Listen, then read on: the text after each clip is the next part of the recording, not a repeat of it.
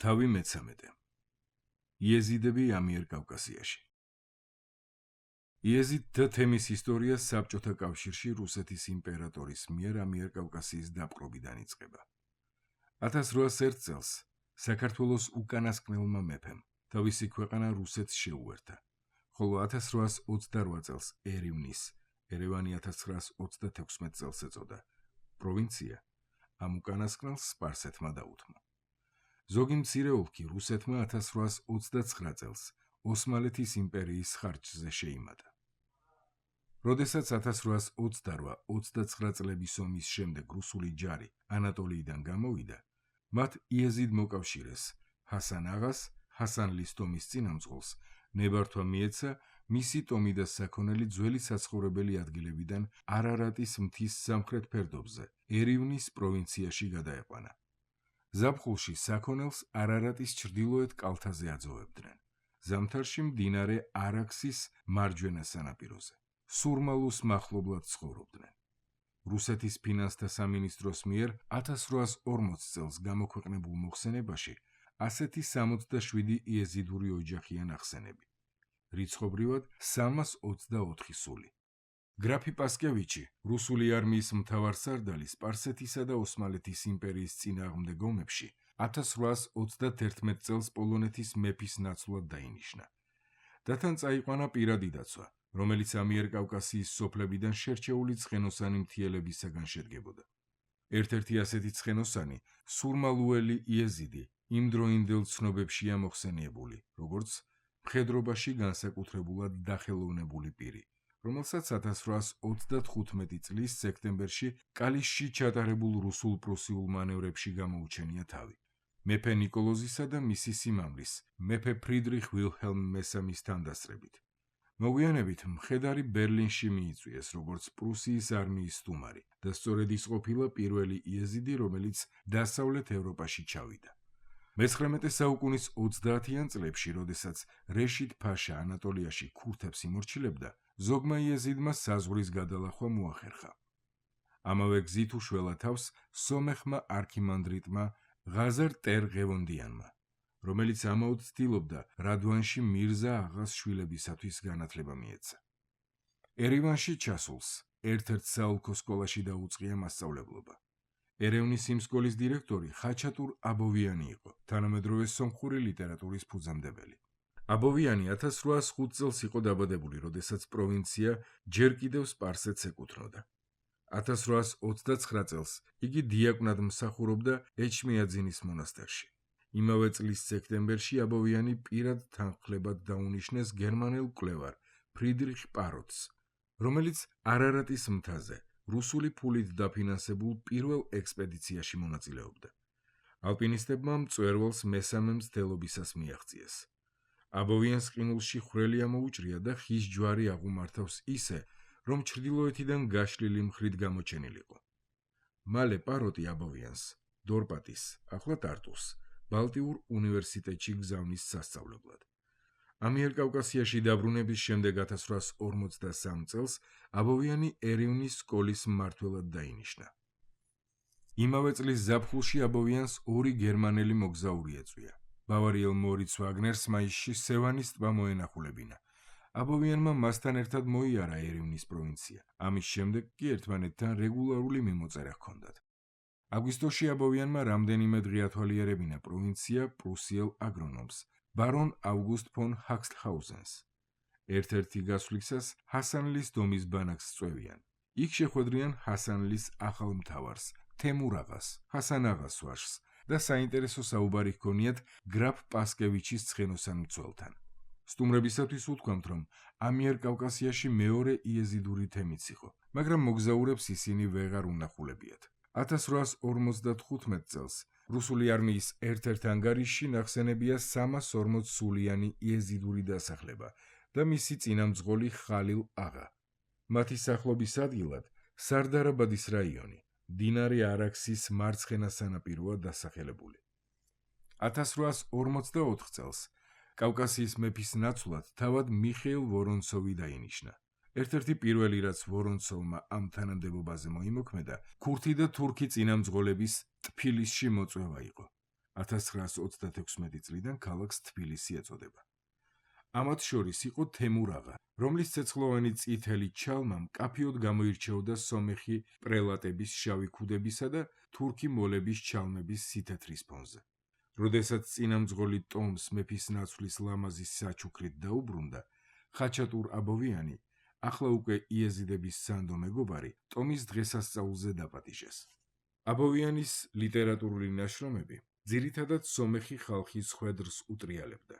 მის მიერ გადატანილ ტანჯვას რუსეთ-სპარსეთის ომების დროს, მაგრამ იგი ქურთებზეც წერდა, განსაკუთრებული ყურადღებით იეზიდებს ეკიდებოდა, რადგან საამისო ცოდნა და გამოცდილება არ აკლდა, თუნდაც რადვანის კოლეჯიდან. მათი რელიგიური ცხოვრების სხვადასხვა ასპექტთან ერთად აბოვიანი ლალიშის სანჯაყების ჩამომატარებელთა პერიოდულ სტუმრობასაც აღწერს. იეზიდებსა და სომხებს შორის ჩამოყალიბებულმა ისტორიულმა მეგობრობამ ამ ორი საზოგადოების მრავალ წესჩვეულებათა მსგავსებამ, წერალს ისიც კი აფიქრებინა, რომ იეზიდური რელიგია სომხური ეკლესიის წიაღში აღმოცენდა მე-10 საუკუნის ერესიდან. 1848 წლის აპრილის 1 დილას აბოვიანი პანსიონის შენობიდან გავიდა და სკოლისაკენ გაემართა. მას შემდეგ იგი აღარავის უნახავს და ამ გაუჩინარების საიდუმლო დღემდე ამოუხსნელია. აბოვიანის სტატია იეზიდებზე მის გაუჩინარებამდე რამდენიმე დღით ადრე გამოქვეყნდა. მორიც ვაგნერის მოხსენება, რომელიც ძირითადად აბოვიანის მიერ მოწოდებულ მასალას ეყრდნობოდა, 1852 წელს დაიბეჭდა. ჰაქსთაუზენის მონათხრობი თავისი მოგზაურობის შესახებ 1856 წელს. ამის შემდეგ ამიერკავკასიაში დასახლებული მცირე იეზიდური თემის შესახებ 20 წელი არავის არაფერი დაუწერია და მათი იქაური ყოფა ბურუსითაა მოცული. 1855 წელს, ყირიმის ომის დროს, რუსეთის არმიას კავკასიის ფრონტზე იეზიდი მხედრების დანაყოფი ჰყავდა. საფიქრებელია, რუსებმა არ იცოდნენ, რომ მათი მირი ოსმალეთს უჭერდა მხარს. ეს რაზმი საქართველოს ალექსანდროპოლის დივიზიის ქვედანაყოფი იყო და თვით მეფის ნაცვალი, გენერალი გრაფი მურავიოვი მეთაურობდა, მაგრამ მათი საბრძოლო მიღწევები სამწუხაროდ უცნობია. რუსეთის ბიუროკრატიული მმართველობის სარგებელიცა და ტვირთიც თანაბრად შეეხოთ იეზიდებს 1860-იან წლებში, როდესაც იმპერატორის განკარგულების თანახმად იმპერიაში ყმობა გაუქმდა და ამიერკავკასიაში მოსახლე იეზიდურ ტომთა წინამძღოლებს ადრე მინიჭებული უფლება-მოსილებები შეეზღუდათ. 1874 წელს ერევნის პროვინციის გუბერნატორს სუნიტი მუსლიმების რელიგიური ლიდერების თხოვნა ჰქონდა განსახილველი. მათ ადგილობრივი ქურთებისაგან მეათედის გადასახადის შეგროვების ნებართვა სჭირდებოდათ. როცა გუბერნატორმა შეიტყო, რომ მისი პროვინციის ქურთების უმეტესობა სინამდვილეში იეზიდი იყო და იეზიდთა ეთნოგრაფიულ-იურიდიული კვლევის ინიციატივა წარადგინა. ამ სამუშაოს შედეგად მომზადდა 64 გვერდიანი ნაშრომი, რომელიც 1891 წელს გამოაქვეყნა რუსეთის საიმპერატორო გეოგრაფიული საზოგადოების კავკასიის განყოფილებამ. 1884 წელს დასრულებული ამ კვლევის ავტორი სომეხი იურისტი სოლომონ ადამისძე ეღიაზაროვი იყო. 1877-78 წლების ომის დაწყებამდე ჰასანლის დომმა თავისი ფარები ადრინდელივით არარატის ჩრდილოეთი კალთების საძოვრებზე გადაიყვანა. გამოზამთრებით კი სურმალუში გამოიზამთრა. იმ დროს, როდესაც ეღიაზაროვი კვლევაზე მუშაობდა, ამ ტომის წინამძღოლი ჰასან აღა იყო, თემურ აღას ვაჟი, რომელსაც ერთი სტუმარი სანდომიან, კარგი აგებულების მამაკაცად აღწერს. მეტყველის სახე ჰქონდა, მოწესრიგებული კაცი ჩანდა, სუფთად და კარგად ეცვა. ამ ტომის სხვა განშტოება, რომელსაც ხალილ აღა ედგა სათავეში, არაგაწის მთიან საძოვრებზე იყო გადასული. 1877 წლის ზაფხულში რუსულმა ძალებმა გენერალ ტერ ღუსაკოვის მეთაურობით ბაიაზიდი დაიპყრეს და ელეშკერტის დაბლობზე წინ მიიწევდნენ სომხეთი, ალასკერტი. რამდენიმე კვირის შემდეგ ოსმალოთა კონტრშეტევის საფრთხემ ტერ ღუსაკოვს უკან დაახევინა. მას უამრავი მშვიდობიანი მოქალაქე გაჰყვა საზღვრის მეორე მხარეს უსაფრთხო ადგილებამდე. მათ შორის იყო 3000 იეზიდი, რომელთაც სათავეში ალი ბეგი ედგა, მირ მირზა ბეგის ძმიშვილი. ომი რომ დასრულდა, ისინი ალექსანდროპოლის რაიონში დასახლდნენ. ეღიაზაროვმა გამოთვალა, რომ ამ ახალი მიგრანტების ჩათვლით 1877 წელს ერევნის პროვინციაში დაახლოებით 8000 იეზიდი ცხოვრობდა. მიგრაციის ახალი ტალღა 1879-82 წლებში დაიძრა, როდესაც სიფქის იეზიდური ტომი, რომელსაც ჯასტინ პერკინსი 1837 წელს გადაეყარა მოგზაურობისას და ახლა ომარ აღა მართავდა, ოსმალეთის ბაიაზიდის ოლქიდან ყარსის პროვინციაში ყაღიზმანის ოლქში გადასახლდა, რომლის რუსეთისათვის დათმობა ოსმალეთს სულ მცირე ხნის წინ მოუხდა. რამდენიმე წლის განმავლობაში მათ 14 სოფელი დააარსეს, სადაც 1733 სული სახლობდა. 1897 წელს ჩატარებულ მოსახლეობის საიმპერიო აღწერაში ეს იყო პირველი საყოველთაო აღწერა რუსეთში. ერთიანად 14726 იეზიდი ქვეშევრდომია მოხსენიებული. მეფის ნაცვლის სამსახურის დოკუმენტებში მითითებულია, რომ 1912 წლის დასაწყისში მათი რიცხვი 24508-მდე გაზრდილა. 17000-ზე მეტი ერევნის პროვინციაში სახლობდა, 2000 ტფილისსა და მის შემოგარენში, ხოლო 5000-ზე მეტი 1877 წელს ანექსირებულ პროვინციებში.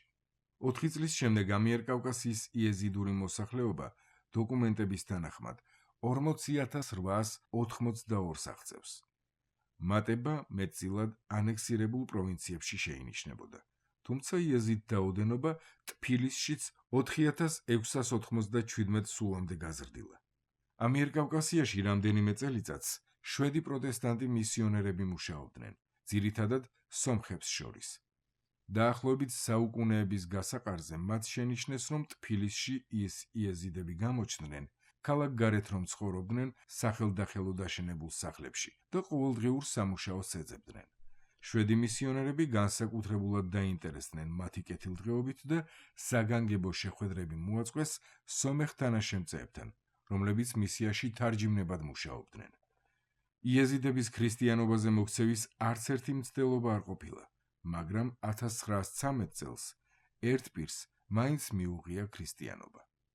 1908-1909 წლებში ისმაილ ბეგის ამიერკავკასიაში სტუმრობას და მის მცდელობას იეზიდთა თემები სომხური ეკლესიის მფარველობის ქვეშ გაერთიანებულიყვნენ, წინა თავში შევეხეთ. მეფის ნაცვალმა ყურად იყო ისმაილის რეკომენდაცია და სურმალუს მთავარი კავკასიის იეზიდების მეთაურად დანიშნა. ისმაილის მიერ იღდირში ჩამოყალიბებული ქცევის კოდექსის რუსული თარგმანი ხელში ჩაუვარდა გერმანელ აღმოსავლეთმცოდნე ადოლფ დირს, რომელმაც ტექსტი ქურთულიდან გერმანულად თარგმნა და 1919 წელს ავსტრიულ ჟურნალში გამოაქვეყნა. უცნობია, რამდენად წარმატებული გამოდგა სომეხი კათოლიკოსის საგანმანათლებლო პროგრამა. პირველი მსოფლიო ომის პირველ 3 წელიწადს კავკასიის ფრონტზე სამხედრო მოქმედებები მეტწილად ოსმალეთის მიწაზე მიმდინარეობდა, ოდნავ ნაკლებად სპარსეთის ჩრდილო-დასავლეთ პროვინციებში. მაგრამ 1917 წლის ბოლოს რუსეთის რევოლუციას და ახალი მთავრობის სამშვიდობო მოწოდებას ის მოყვა, რომ რუსი ჯარისკაცები მასობრივად დაიზრნენ რუსეთისაკენ. ფრონტის ხაზს ახლა შეთხელებული რუსეთის არმიის სომხური პოლკები გაამაგრებდნენ. ძალიან სუსტნი საიმისოდ, რომ ოსმალებისათვის 3 წლის წინ დაკარგული ტერიტორიების დაბრუნებაში შეეშალათ ხელი. 1918 წლის მარტში ბრესტ-ლიტოვსკში რუსეთთან ხელმოწერილმა სამშვიდობო ხელშეკრულებამ ოსმალებს საშუალება მისცა დაეპყროთ ყარსის პროვინცია. იმ სომხური შენაერთების წინააღმდეგობის მიუხედავად, რომლებიც ახლა ერევნის ახლად შექმნილ მთავრობას ექვემდებარებოდნენ. აპრილის ბოლოს ოსმალეთის ჯარებმა სარიყამიში და ყარსი აიღეს და 1867 წლის საზღვარს მიაღწიეს, რომელიც მდინარე არაქსის მარცხენა შენაკადს, მდინარე არფაჩაის გასდევდა, იგივე ახურიანი. ყარსის პროვინციის იეზიდები, რომლებსაც აღარ სურდათ ოსმალეთის მიერ მართულ მიწებზე ეცხოვრათ, იმ ლტოლვილთა ტალღას შეუერთდნენ, რომლებიც საქართველოსა და სომხეთში ეძებდნენ თავშესაფარს. 1918 წლის მაისში ოსმალებმა არფაჩაი გადალახეს და ერევნის რესპუბლიკის წინააღმდეგ ხანმოკლე ომი წამოიწყეს. ერთმა კოლონამ ალექსანდროპოლი დაიკავა და არაგაწის მთის ჩრდილოეთი ფერდობისაკენ დაიძრა. ამ ადგილას 80 იეზიდი მოკლეს. იქიდან ბაქომდე, ამიერკავკასიის რკინიგზის ხაზის გასწვრივ. კიდევ ერთი კოლონა სამხრეთ-აღმოსავლეთით მიიწევდა, მდინარე არაქსის მარცხენა სანაპიროს გასწვრივ, თავრაზისაკენ მიმავალი სარკინიგზო ხაზის ხელში ჩასაგდებად. სარდარაბადთან სამხრეთ კოლონას სომხური ჯარი შეება. მის 4000 ჯარისკაცს შორის 700 იეზიდი ცხენოსანი იყო. რამდენიმე დღის შემდეგ სომხებმა და იეზიდებმა ჩრდილოეთი კოლონა არაგაწის მთის ფერდობებზე მოიგერიეს. მაგრამ ივნისის პირველ კვირას ზავი დაიდო, რომელიც ოსმალებს ძირითადი სარკინიგზო ხაზის გამოყენების უფლებას აძლევდა, თუმცა ერივანი და ეჩმიაძინი სომხეთის ხელში რჩებოდა. 5 თვის შემდეგ ოსმალეთის კაპიტულაციამ ვითარება ძირეულად შეცვალა. ოსმალეთის უკან დახევის გასაკონტროლებლად ბრიტანული ჯარები ამიერკავკასიაში შევიდნენ და სომხებს ყარსის დაბრუნების საშუალება მისცეს. ამერიკიდან ჩამოვიდა სურსათი ადგილობრივი და ლტოლვილი ოჯახების ტანჯვის შესამსუბუქებლად. 1919 წლის შუა პერიოდში სომხეთში პარლამენტის არჩევნები ჩატარდა. ერთი ადგილი იეზიდთა წარმომადგენლისათვის იყო გამოყოფილი და ასეთად იუსუფ ბეგ თემურიანი აირჩიეს. ბრიტანული ოკუპაცია ამიერკავკასიაში ხანმოკლე გამოდგა. ბრიტანული ჯარი ბაქოდან 1919 წლის აგვისტოში გავიდა, ხოლო ბათუმიდან 1920 წლის ივლისში. ვაკუუმი რუსეთმა შეავსო, წითელი არმიის ჯარებმა, რომელთაც სამოქალაქო ომში გამოწვრთობა მოასწრეს. ბაქო 1920 წლის აპრილში დაიპყრეს და ახლა სომხეთისა და საქართველოს დაუცველ რესპუბლიკებს ემუქრებოდნენ. 1920 წლის შემოდგომაზე თურქეთისა და რუსეთის მთავრობებმა ამიერკავკასიის შესახებ შეთანხმებას მიაღწიეს. თურქული ჯარი 1877 წელს დაკარგული პროვინციების დასაბრუნებლად ემზადებოდა. 1920 წლის ოქტომბერში ერევნის მთავრობის ძალები საბჭოელთა შეფასებით სრულიად მოუმზადებელი იყო. ქვეითი ჯარი გაუწვრთნელი, კავალერია წარმოსადგენზე უარეს მდგომარეობაში. თუმცა სულ სხვა მდგომარეობა იყო ეჩმიაძინის იეზიდთა ესკადრონში, რომელშიც 3 ოფიცერი და 200 ჯარისკაცი შედიოდა და მას ვინმე შაჰ ბაღოვი მეთაურობდა. თურქებმა კი კიდევ ერთხელ დაიპყრეს სარიყამიში, ყარსი და ალექსანდროპოლი. დეკემბერში სომხეთმა კაპიტულაცია გამოაცხადა და ერევანში კომუნისტური მთავრობა შეიქმნა. წითელი არმიის ჯარებმა ეს რესპუბლიკა საბოლოოდ 1921 წლის მარტში დაიპყრეს. ამ დროს ხელი მოეწერა საბოლოო სამშვიდობო ხელშეკრულებას თურქეთსა და რუსეთს შორის. 1921 წლის ხელშეკრულების პირობებმა რუსებს ბათუმი შეუნარჩუნა და ალექსანდროპოლი დააბრუნებინა. 1924 წელს ქალაქს ლენინაკანი ეწოდა. აქედან საზღვარი არფაჩაის კალაპოტს არაქსის შესართავამდე მეუყვებოდა. შემდეგ კი აღმოსავლეთისაკენ არაქსს სპარსეთის საზღვრამდე გასდევდა. რუსეთ-თურქეთის შეთანხმების ერთ-ერთი სავალალო შედეგი იყო ისიც, რომ თურქეთს მთელი არარატი ერგო. მასთან ერთად კი მდინარე არაქსის სამხრეთით მდებარე ქალაქები იღდირი და სურმალუ. ასეთნაირად დადგენილმა საზღვარმა 60 წელიწადზე მეტხანს იარსება. სურმალუელი იეზიდები საბჭოთა ხელისუფლებამ არარატის სამხრეთ კალთაზე გადაასახლა, მუსლიმი ქურთებისა და თურქების მიტოვებულ სოფლებში. იუსუფ ბეგი, რომელსაც ზოგი წყარო ამიერკავკასიაში მცხოვრები ერთადერთი ბასმარიელი ოჯახის თავად იხსენიებს, წითელი არმიის გამარჯვების შემდეგ სპარსეთში გაიქცა, მაგრამ 1923 წელს დაბრუნდა და არაგაწის მთაზე იეზიდთა წინამძღოლობა დაიბრუნა. წლების განმავლობაში იეზიდებს განსაკუთრებული დამოკიდებულება ჩამოუყალიბდათ არაგაწის მთისადმი, რომელიც საბჭოთა ამიერკავკასიაში უმაღლეს მწვერვალად მიაჩნდათ. მიუხედავად იმისა, რომ ყველაზე ადრეული ცნობა მის ფერდობებზე იეზიდთა სახლობის შესახებ მე-19 საუკუნის შუა ხანებით თარიღდება, ადგილობრივი ტრადიცია გაცილებით ხანგრძლივ ისტორიას ითვლის. 1920-იან წლებში სომეხი მწერლის მარიეტა შაგინიანისათვის ლენინის ერთ-ერთი საყვარელი ავტორი იყო. ჰასანლის ტომის იეზიდს უთქვამს, რომ მე-18 საუკუნეში მის ერთ-ერთ წინაპარს მირ ჩობან აღა ბეგს თავისი ტომი ოსმალეთის ვანის პროვინციიდან არაგაწის მთაზე გადაუყვანია საცხოვრებლად, როცა იქაურობა ჯერ სპარსეთს ეკუთვნოდა. მცირე ხნის შემდეგ ისინი საქართველოში დასახლებულან, მაგრამ მეფე ირაკლი ჰერაკლიოს მეორე, რომელიც 1762-დან 1798 წლამდე მეფობდა, იეზიდებს ჩაგრავდა, ამიტომ ტომი კვლავ არაგაწის მთაზე დაბრუნებულა. უფრო მყარი და უფრო იდუმალი მოწმობა ცხენის რამდენიმე მოხატული ქვის ქანდაკებაა. მათი სიმაღლე 4 ფუტსა და 3 ინჩს აღწევს. ამშვენებს მკაფიოდ გამოკვეთილი ლაგამი, უნაგირი და სადავეები. არაგაწის მთის დასავლეთ კალთაზე, სოფელ ჰონდახსაგის სასაფლაოზე რომ დგას. სოფლის მკვიდრ იეზიდებს ჯერათ, რომ მათმა წინაპრებმა ეს ქანდაკებები ცხენების პატრონთა საფლავების დასაცავად აღმართეს. პირველად ისინი მარიეტა შაგინიანმა ნახა. შემდეგ კი 1967 წელს იტალიურ სომხურმა ექსპედიციამ აღბეჭდა ფოტოებზე. საბჭოთა მკვლევართა აზრით, ცხენები დაახლოებით 300 წლისაა და შესაძლოა სომხური ნამუშევარი იყოს. სხვა მკვლევრები მათ ჯულფასა, არაქსის სამხრეთით და ხოსროვაში, ურმიის ტბის ჩრდილო-დასავლეთით, სასაფლაოზე აღმართულ ხარებისა და ცხვრების ქანდაკებებს ამსგავსებენ. ჰონდახსაგის მოსახლეობა კი ამტკიცებს, რომ ცხენის ქანდაკება იეზიდურია. ამის დამადასტურებელი მოწმობა არ არსებობს, მაგრამ იეზიდები ზოგადად ამ რეგიონში მე-16 საუკუნის შუა წლებიდან ცხოვრობენ.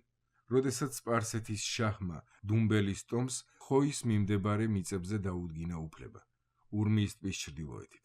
ამ ტომის დიდმა ნაწილმა შემდეგ ისლამი აღიარა და ამიტომ 1905 წელს რუსმა მოგზაურმა იეზიდების მხოლოდ ერთი დასახლება იპოვა ჩრდილოეთ სპარსეთის ტერიტორიაზე, სოფელი ჯებარლუ, ერთიანად 25 კომლი.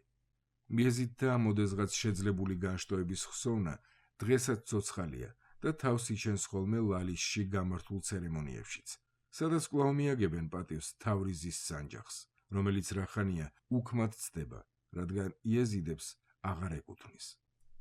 1926 წლის აღწერით საბჭოთა კავშირში 14523 იეზიდი ქურთი ცხოვრობდა, 12227 სომხეთში, 2262 საქართველოში, 24 ამ რესპუბლიკებს გარეთ. სომხეთში ისინი ქურთული მოსახლეობის 80%-ს შეადგენდნენ, საქართველოში 22%-ს. სომხეთში იეზიდები ტომობრივ სტრუქტურასა და ცხოვრების პასტორალურ წესს ინარჩუნებდნენ, მაგრამ 1920 წლის მიწების ნაციონალიზაციამ მეტი ძალაუფლება მიანიჭა სახელმწიფო მოხელეებს. ისინი იეზიდებს მოუწოდებდნენ ისეთ სოფლებში დამკვიდრებულიყვნენ, სადაც წელიწადის ყველა დროს იქნებოდა ცხოვრება შესაძლებელი. ამას გარდა თითოეულ ოჯახს მიენიჭა მიწაზე უფლება, რაც ტომების მთავრებს ნამდვილად არ მოსწონებიათ. იუსუფბეგს მთავრის წოდება ჩამოერთვა და მხოლოდ პენსია დაუტოვეს, რომელსაც ლენინაკანში იღებდა. ლენინაკანელი შამირ იუსუპის ძე თემუროვი, სავარაუდოდ მისი ვაჟი 1924 წელს კომუნისტური პარტიის წევრი გახდა და გამორჩეული პოლიტიკური და სამხედრო კარიერით შევიდა ისტორიაში. ამ უმძიმეს წლებში იეზიდთა რელიგიას 7 ყავალი იცავდა, რომლებიც ამიერკავკასიაში მოსკოვის სანჯაყს ჩამოჰყვნენ 1914 წელს. როდესაც ომის გამო ოსმალეთის საზღვარი დაიკეტა, ისინი დაუსრულებლად მიმოდიოდნენ ტფილისის, ერევნის, ალექსანდროპოლის, ბაქოს და ბათუმის პროვინციების იეზიდურ თემებს შორის. მათი წინამძღოლი, ყავალი ჰუსეინი და მასთან ერთად მოსკოვის სანჯაყი, ალექსანდროპოლის პროვინციის ერთმა სოფელმა შეიფარა. ომის შემდეგ ყავალებმა მիր საიდ ბეგისათვის წერილებისა და დეპეშების გზავნა დაიწყეს, მაგრამ პასუხი არ მოსვლიათ და მათაც დაასკვნეს, რომ იეზიდები მხოლოდ ამიერკავკასიაში გადარჩნენ, დანარჩენები კი ომმა შეიწირა. თუმცა ყავალებმა მალე გააცნობიერეს, რომ მათ წერილებს საზღვარი არც გადაუკვეთია. საბჭოთა ხელისუფლების პირობებში ეს შეუძლებელი იყო. 1926 წლამდე მათ იმის საშუალებაც კი არ მისცემიათ, რომ ბაადრიმდე მიეწვდინათ ხმა და თავისიანებისათვის ეცნობებინათ, რომ ჯერ კიდევ ცოცხლები იყვნენ. 1927 წელს კიდევ 2 ყავალი დაიძრა გადარჩენილთა შინ წასაყვანად და სანჯაყის დასაბრუნებლად. ისინი უკვალოდ გაუჩინარდნენ. ბოლოს ბაადრიში როგორღაც ჩააღწია ყავალ ჰუსეინის წერილმა, რომელიც ადასტურებდა, რომ საბჭოეთში 1914 წელს გამგზავრებული 5 და 1927 წელს გადასული 2 ყავალი გადარჩნენ, მაგრამ საბჭოთა კავშირის დატოვების უფლებას არ აძლევდნენ. მაიან ხათუნმა და მისმა ვაჟმა დახმარების თხოვნით ბრიტანეთის ხელისუფლებას მიმართეს. ცუდი დრო შეარჩიეს, რადგან ბრიტანეთს საბჭოთა კავშირთან სულ ახალი გაწყვეტილი ჰქონდა დიპლომატიური ურთიერთობა. თუმცა ყავალებს ამ ქვეყნის დატოვების უფლება სანჯაყიანად ნორვეგიის მთავრობამ გაუხერხა, რომელიც ამ პერიოდის განმავლობაში ბრიტანეთის ინტერესებს იცავდა. ეს რამდენიმე იეზიდი ზღვით ლონდონში გაემგზავრა. ერახს კი საბოლოოდ 1929 წელს მიაღწიეს. 15 წლის არყოფნის შემდეგ საამისოდ 11,000 მილის გავლა მოუხდათ. პირველი იეზიდური კოლმეურნეობა საბჭოეთში 1928 წელს დაარსდა. დანარჩენი სომხეთისა და მთელი საბჭოთა კავშირისაგან განსხვავებით, ცვლილებები არაგაწის მთამდე დიდი დაგვიანებით აღწევდა. 1936 წელს არაგაწის მეურნეობათა 3/4-ზე მეტს ჯერ კიდევ კერძო მფლობელები ჰყავდა. თუმცა 1940 წელს გავრცელდა ინფორმაცია, რომ რაიონის ყველა გლეხი კოლმეურნეობებში უნდა შესულიყო. აქ დამოწმებული სტატისტიკა სომხეთის მთელ ქურთულ მოსახლეობას ეხება. დაახლოებით 1930 წელს იეზიდებმა გამოცალკევებული ეთნიკური ჯგუფის სტატუსი დაკარგეს და მას შემდეგ მათ დამოკიდებულება ისეთივე იყო, როგორც ქურთების მიმართ. გაუქმდა რელიგიური გადასახადი, მეათედი და შეიხები და ფირები დიდ გაჭირვებაში ჩაცვივდნენ. მას შემდეგ, რაც ყავალები ერახში გაემგზავრნენ, ლალიშთან ურთიერთობა სრულიად გაწყდა. ოცნება, რომ ამიერკავკასიის იეზიდ ბავშვებს სკოლები ჰქონოდათ, ისმაილს სიცოცხლეშივე აუხდა. სომხური ეკლესიის ფუნქცია კომუნისტურმა ხელისუფლებამ გადაიბარა. მათთვის სწავლის გასაადვილებლად 1928 წელს ქურთული დამწერლობა არაბულიდან ლათინურ ანბანზე გადაიყვანეს. 1945 წელს კირილიცაზე. საქართველოში, სადაც ისინი უმცირესობის, ქურთების უმცირესობას შეადგენდნენ, იეზიდებს დაბალი, თბილისის პროლეტარიატთან გათანაბრებული სტატუსი დარჩათ. შვედეთის მისია 1921 წელს დაიხურა. ამერიკელი ანთროპოლოგი ჰენრი ფილდი 1934 წლის სექტემბერში თბილისს ეწვია და ადგილობრივ ქურთულ კლუბში უამრავ იეზიდს შეხვდა. მათ აქ აჰმედ მირაზი ედგათ სათავეში. დოქტორ ფილდს 41 იეზიდის ანთროპომეტრიული გაზომვების საშუალებაც მიეცა. მათი ლიდერი იხსენებდა, როგორ ნახა 1928 წელს უკანასკნელად მოსკოვის სანჯაყი, რომელიც ლალისში ბრუნდებოდა. 1959 წლის მოსახლეობის საბჭოთა აღწერის მონაცემებით, სომხეთში 25,627 ქურთი ცხოვრობდა, რაც 1926 წლის მონაცემებზე 6%-ით მეტი იყო. უნდა ვივარაუდოთ, რომ ამათგან უმეტესობას იეზიდები შეადგენდნენ. საქართველოში იეზიდების რაოდენობის დადგენა შეუძლებელი გამოდგა. საბჭოთა კავშირში საერთო ფერხულში მათი ჩაბმიდან 4-10 წლეულში იეზიდებმა დიდი გზა განვლეს. ცენტრალური ხელისუფლებისაგან ეს დისტანცირებული ხალხი კავკასიის მთებმა დაიფარა 1942 წელს გერმანიის შეჭრისაგან. ამიერკავკასიის უმცირესობები ტოლერანტობას იჩენდნენ ამ მცირე საზოგადოების მიმართ, რომელიც საბჭოთა კავშირის მოსახლეობის 1%-საც არ შეადგენდა. აქ მათ მატერიალურად და კულტურულად ისეთ სტანდარტს მიაღწიეს, რომელზეც ისმაილ ბეგსაც არ უოცნებია. ერთი საბჭოთა ეთნოგრაფი წერდა, რომ სხვა ქურთებისაგან განსხვავებით იეზიდები ძალზე სერიოზულად ეყიდებიან ტომის ერთგულებასა და მთავრისადმი მორჩილების ტრადიციულ სოციალურ სტრუქტურას. კიდევ ერთი დამკვირვებელი 1966 წლის შემდეგ აღნიშნავდა, რომ იეზიდურ რელიგიას ჯერ კიდევ ჰყავს მიმდევრები. ხანდაზმულები განსაკუთრებულად დიდ პატივს სცემენ შეიხთა კასტის წევრებს. იეზიდები სხვა ქურთებზე ხშირად გადადიოდნენ სოფლებში და სასოფლო-სამეურნეო საქმიანობას მისდევდნენ. იმ იეზიდებს შორის წლების განმავლობაში, რომ ხელს უწყობდნენ თავიანთი საზოგადოების წინსვლას, განსაკუთრებით ორი პიროვნება გამოირჩევა. ერთი იმ თაობას წარმოადგენს, რომელსაც ოსმალეთიდან საბჭოთა მმართველობაში გადასვლის რთული პროცესის გადალახვა დასჭირდა. მეორე ახალი საზოგადოების შვილი იყო.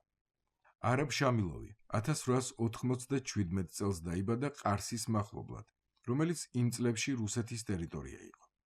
პატარაობისას ზაფხულის თვეებში ცხარს მწყემსავდა. ზამთრობით სკოლაში დადიოდა. ისწავლა თურქული, სომხური და გარკვეულ დონემდე რუსულიც. პირველი მსოფლიო ომი რომ დაიწყო, რუსული არმიისათვის თარჯმნობდა. შემდეგ არალეგალურ კომუნისტურ საქმიანობას ეწეოდა. 1917 წელს იგი გახდა კომუნისტური პარტიის პირველი და რამდენიმე წლის განმავლობაში ერთადერთი იეზიდი. სომხეთის ხანმოკლე დამოუკიდებლობის წლებში შამილოვი წითელ არმიაში მსახურობდა და ჩრდილოეთ კავკასიაში მოუწია ყოფნა, სადაც გაიცნო კიროვი, სტალინის კოლეგა, რომელიც 1934 წელს ლენინგრადში მოკლეს. 1924 წელს სომეხმა კომუნისტებმა მას ადგილობრივი იეზიდების საბჭოთა საზოგადოებაში ინტეგრირება დაავალეს. შამილოვის მოგონებები პირველად 1931 წელს გამოქვეყნდა, ხელმეორედ და უფრო სრულად 1960 წელს. იგი 1978 წელს გარდაიცვალა. სამანდ ალის ძე სიაბანდოვიც ყარსის მახლობლად დაიბადა 1909 წელს, მაგრამ ტფილისში გაიზარდა, სადაც მამამისი მზიდავად მუშაობდა. 1926 წელს ოჯახი არაგაწის მთაზე გადავიდა საცხოვრებლად. ლენინგრადში სწავლის შემდეგ სამანდი თავისი რაიონის წარმომადგენელი გახდა ერევნის საკანონმდებლო ორგანოში. მეორე მსოფლიო ომის წლებში, როგორც წითელი არმიის პოლიტიკურმა კომისარმა, არაერთხელ გამოიჩინა თავი გმირობით 1941 წელს მოსკოვის დასაცავად გამართულ ბრძოლებში, თუ აღმოსავლეთ პრუსიაში 1945 წლის გაზაფხულზე. 1945 წელს იგი სომხეთში ვიცე-პოლკოვნიკის წოდებით და საბჭოთა კავშირის გმირის ტიტულით დაბრუნდა. მისი თანასოფლელი ფტე აფო მაკარის ძე ჩალოევი და რამდენიმე სხვა წითელარმიელი არაგაწის მთიდან ბერლინის აღებაში მონაწილეობდნენ. 1835 წლის შემდეგ ისინი ამ ქალაქში ჩასული პირველი იეზიდები იყვნენ. 1972 წელს ამიერკავკასიის იეზიდთა საზოგადოებას უცხოეთიდან გამორჩეული სტუმარი ჩამოუვიდა. ისმაილ ბეგის ვაჟი, ბაიაზიდ ბეგი. მისი სტუმრობის შესახებ, რომელიც მამის თავგადასავლებიანი მოგზაურობიდან 60, ხოლო უკანასკნელი ყავალების ერახში დაბრუნებიდან 40 წლის თავზე მოხერხდა, სულ რამდენიმე დეტალია ცნობილი. ერევნის კომუნისტურმა ხელისუფლებამ საგანგებო ღონისძიებების მზადებაში ხელი შეუწყო ვაზგენს, სომეხთა კათოლიკოსს, რათა ეჩმიაძინის მონასტერი ღირსეულად დახვედროდა იეზიდ მთავარს. ისმაილ ბეგი რომ ცოცხალი ყოფილიყო, ამის გაგება გაახარებდა.